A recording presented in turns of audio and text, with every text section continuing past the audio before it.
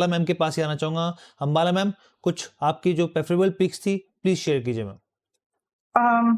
एक तो I think Rakesh ji ने ऑलरेडी शेयर कर दिया है, अच्छा। That is Inox, yes, okay. Inox green, and actually it's a very good pick.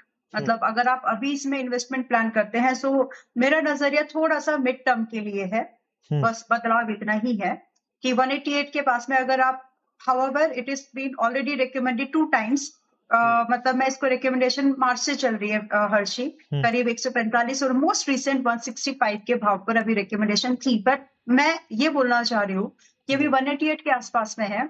यहाँ से अगला जो पड़ाव का टारगेट है वो 225 का है, मिड टर्म, 2 महीने कम से कम, मतलब शॉर्ट टर्म 2 महीने कम से कम।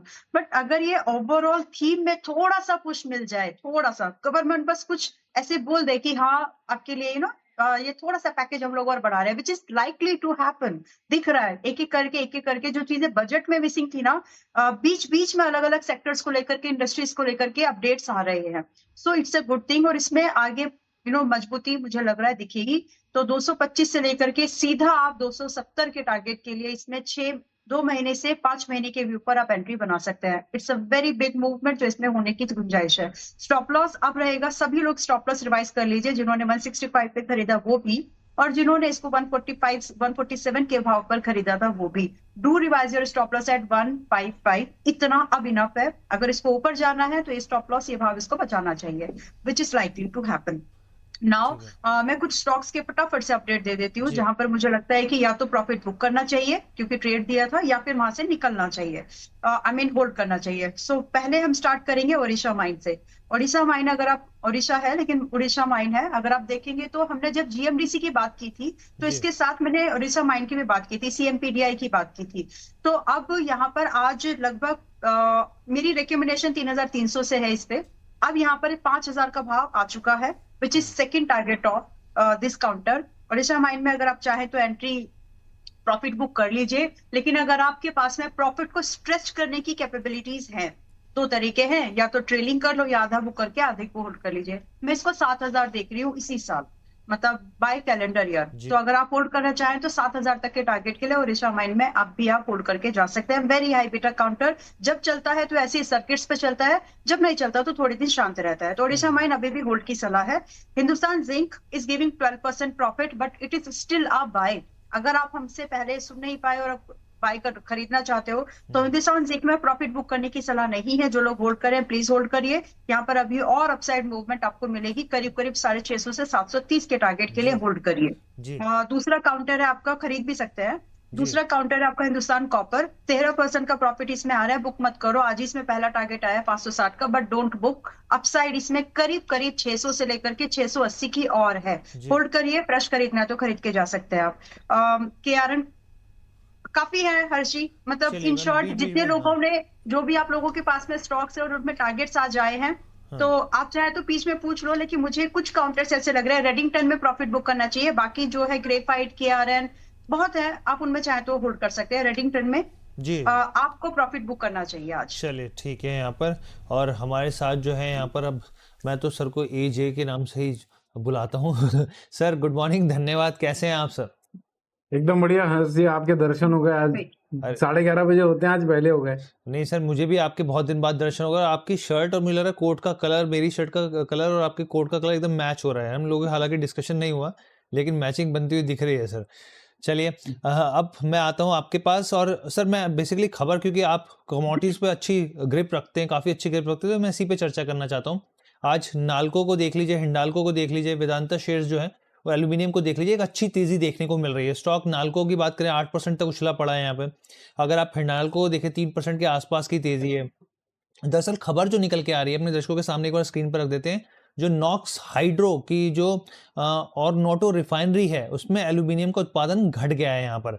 बेसिकली देखिए, गैस की कमी के कारण जो नॉक्स हाइड्रो है, उन्होंने अपनी जो यहाँ पे एल्यूमिनियम रिफाइनरी है उसमें एल्यूमिनियम उत्पादन को घटा दिया है। 50% तक की क्षमता जो है घटती हुई दिखी है, यानी कि एल्यूमिनियम जो बन रहा था जितनी कैपेसिटी से, अब वो लगभग आधा होता हुआ दिखेगा। इसका मतलब एल्यूमिनियम की सप्लाई जो है वो कम होगी और कीमतों में तेजी आती हुई दिखेगी। उसका रिफ्लेक्शन साफ तौर पर स्टॉक्स में देखने को मिल रहा है। यहाँ पे एल्यूमिनियम की कीमत, अब एल्यूमिनियम की कीमत के करीब करीब 10% के आसपास जो स्थितियां जो है देखने को मिल रही हैं।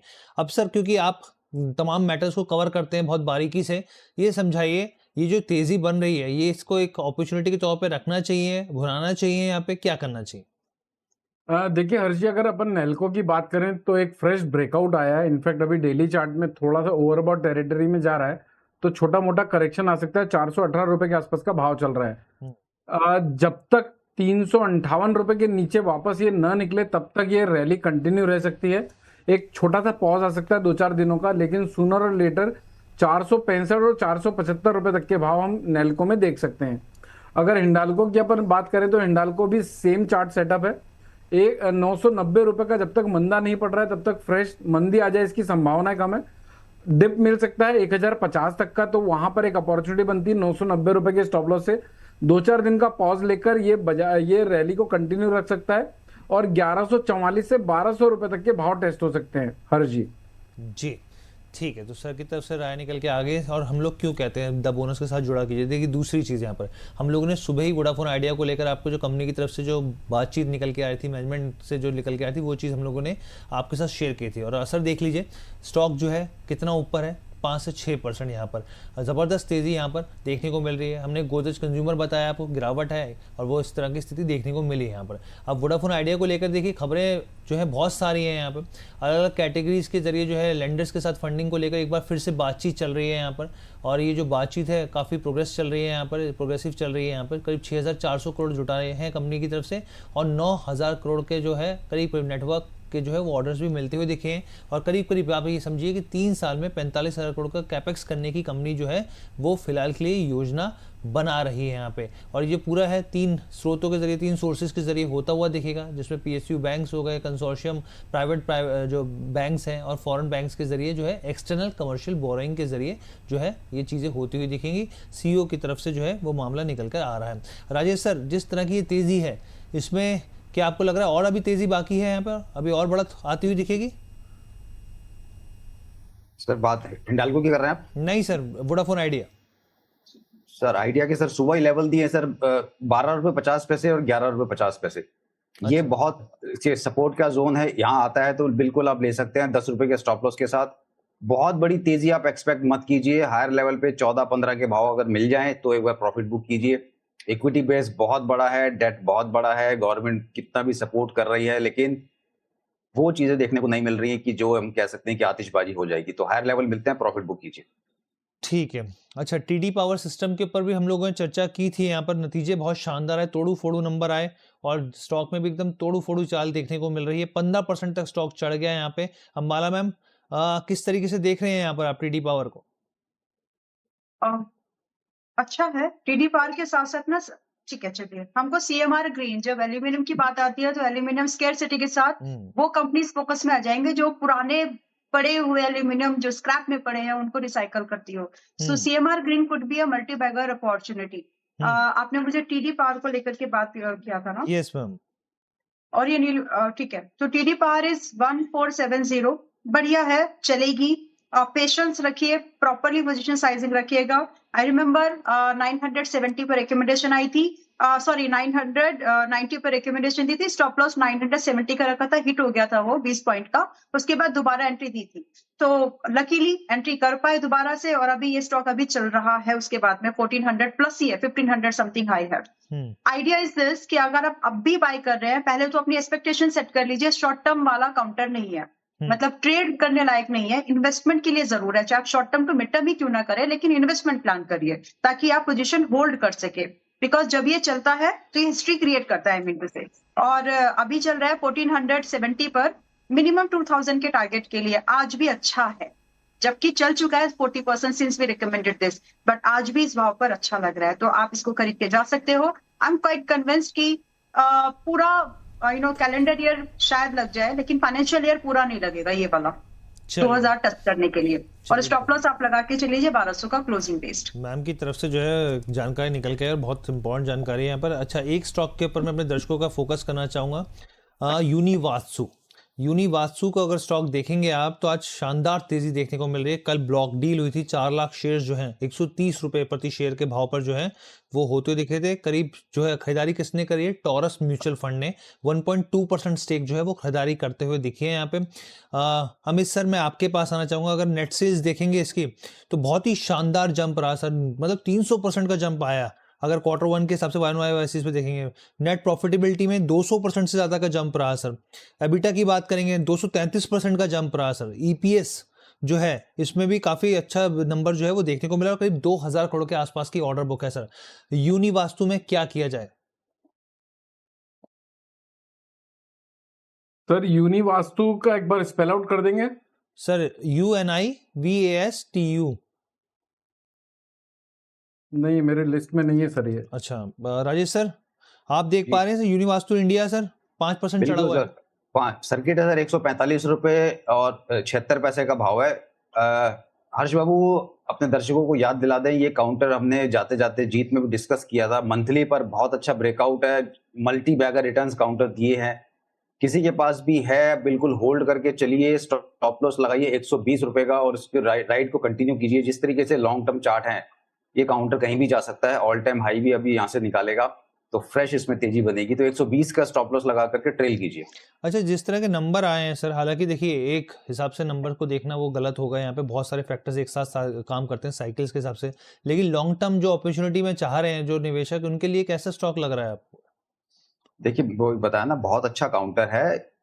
क्या होता है ना, जब हम मंथली चार्ट देखते हैं लॉन्ग टर्म के लिए, तो जिस भाव पे हमें वो अवेलेबल होता है ना, हमारा दिल उस भाव पे लेने की हिम्मत नहीं कर पाता। बिल्कुल सर। हम इसको देखेंगे यार 145 हो गया, लेकिन अगर हम इसको 1 से 2 महीने पहले जाएंगे तो हमें लगेगा ये तो 2 महीने में डबल हो गया, तो अब इस भाव पे क्यों लेना है। वेट करते नीचे आएगा, नीचे वो काउंटर आता नहीं है, वो फिर वो मिस हो जाता है। तो आप थोड़ी बहुत क्वांटिटी आप इसमें बनाइए और 120 रुपए के आसपास का स्टॉप लॉस लगा लीजिए, इसको ट्रेल कीजिए। बहुत अच्छा सपोर्ट इसके ऊपर वही 110 105, ये एक ऐसा रेंज है जहां पे रिट्रेस करने के बाद आके दोबारा ये चल सकता है। मंथली वाले चार्ट की बात कर रहा हूं, तो बिल्कुल यहाँ ले लीजिए, थोड़ा सा लोअर लेवल पे मिले और थोड़ा ले लो, 120 का क्लोजिंग का स्टॉप लॉस लगा लो। उसके बाद दोबारा अगर गिर जाए तब देखेंगे, नहीं आता तो राइट करो। ठीक है। अंबाला मैम, पीएनबी के ऊपर मैं आपके पास आना चाहूँगा। और पीएनबी के ऊपर हम लोगों ने देखा जो नंबर्स थे वो अच्छे से रहे हैं मैम पिछले कुछ समय में, और यहाँ पर जो है कुछ ब्रोकरेज रिपोर्ट जो थे वो भी काफ़ी ज़्यादा पॉजिटिव साउंड कर रहे थे, मैंने जो पढ़ पाया था मैम। आज स्टॉक में 5% की तेज़ी है मैम पीएनबी को लेकर, आपके क्या नज़रिया रहेगा? और खासतौर पर जो एमडी की जो चर्चाएँ सुन रहा था मैम, आगे को लेकर काफ़ी वर्टिकल्स को लेकर वो आगे बढ़ रहे हैं यहाँ पर, आउटलुक आपका क्या मानना है मैम? तो जब मैं बोल रही थी ना कि और भी स्टॉक्स है जिनमें टारगेट्स हुए हैं, तो उसमें से एक और भी में ये भी है और भी है। अगर नाम आया तो मैं तब बता दूंगी, क्योंकि ये पीएनबी 100 रुपए पर, 105 रुपए पर, 97, इन सब भाव पर हिम्मत करके बाय कराया था हर्षी, और 115 रुपए का टारगेट था जो आज आया है। तो आप बिल्कुल इसमें अपनी पोजीशन है तो होल्ड करो, नहीं है तो बना सकते हैं। मतलब this is something private banks के अलावा, ठीक है, लेट्स बात ही करते हैं सीधा कि अभी आज ही आपको 15% का गेन दे रहा है, बट मैं आपको सलाह नहीं दूंगी कि आपको ये बुक करके पोजीशन खाली करनी चाहिए। इनफैक्ट यहाँ से अभी भी अपसाइड है। अब यहाँ से जो अगला पड़ाव है वो 125 का है, दूसरा है फिर 145 रुपए के टारगेट के लिए आप इसमें आज भी एंट्री बना सकते हैं। ये तो बेयर मिनिमम है जो बाय दिसंबर नवंबर तक मुझे लगते आएंगे। इसके बाद की जो जर्नी है वो ओवरऑल इकोनॉमी कैसे रिएक्ट कर रही है, बहुत सारे कैसे इसमें रेपो रेट्स क्या आते हैं, घटते हैं कि बढ़ते हैं, उसके ऊपर डिपेंड करेगा। But current situation, considering the current situation, इतना तो जा रहा है, तो आपको उसको ट्रेस करना है तो बिल्कुल करिए। आपका रिस्क बहुत डिफाइंड हो गया है यहाँ से। अब अगर आप इसको बाय करें 118 पर, तो आपका स्टॉप लॉस यहाँ पर 109 पर रहेगा, यानी 9 रुपए खोने को है। 125 रुपए पहला टारगेट है, फिर उसके बाद में 145 रुपए दूसरा। अब भी बाय है। जिनको लगता है कि मिस हो गया है क्या, मुझे नहीं लगता बहुत ज्यादा देर हुई आपको। दूसरा इसी के साथ में जो भी बहुत खास नहीं चला वो स्टेट बैंक ऑफ इंडिया, हालांकि टारगेट के ऊपर है, 1080 बोला था टारगेट, 1120 भी गया, बट अब थोड़ा सा जो पुल बैक आया है, थोड़ा सा जो प्राइस अभी हल्का हुआ है, 1077 के पास में है। यहाँ पर स्टेट बैंक ऑफ इंडिया भी आप खरीदारी करके जा सकते हो। यहाँ आपका जो अब टारगेट बनेगा वो 1160 का होगा पहला, दूसरा फिर रिवाइज करेंगे 1250 तो है, उसके बाद देखेंगे कहां तक। बाकी फिलहाल ये दो टारगेट आप स्टेट बैंक ऑफ इंडिया में भी चेस कर सकते हैं। स्टॉप लॉस आपका जाएगा जो कि अनलाइकली है, 1000 का स्टॉप लॉस, मेंटेन किया तो इनफ है। अगर समय रहा बीच में तो 2 बैंकिंग स्टॉक और है वो बाद में डिस्कस बिल्कुल करेंगे। मैम, साथ-साथ करते रहेंगे हम लोग चर्चा। अब जैसे ये निकल कर आ गया वैसे और भी स्टॉक निकल के आ जाएँगे।